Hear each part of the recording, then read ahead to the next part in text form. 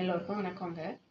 ஒரு பொண்ணு எவ்வளவுதான் அவள் வேலை பார்த்து ஒரு கௌரவமான நிலையில் இருந்தால் கூட புகுந்த வீட்டில் அவளுக்கு ஒரு பாதுகாப்போ இல்லை ஒரு 4 பேர் நல்லா மதித்து பேசுகிறதோ ஒரு கௌரவம் கொடுக்கறதோ ஒரு மரியாதை கொடுக்கறதோ கணவனோட கையில் தான் இருக்குது.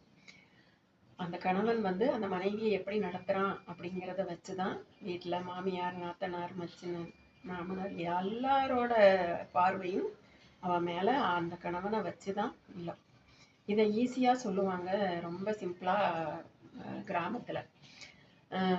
கொண்டவன் துணை இருந்தால் பொண்டாட்டி கூரை ஏறி சண்டை போடுவா அப்படின்னு சொல்லுவாங்க.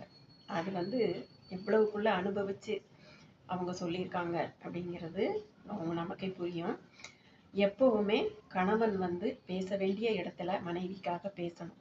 பேச வேண்டிய இடத்துல கணவன் பேசாமல் இருந்தால் அந்த பொண்ணுக்கு அந்த வீட்டில் எந்த ஒரு மரியாதையும் கிடைக்காது.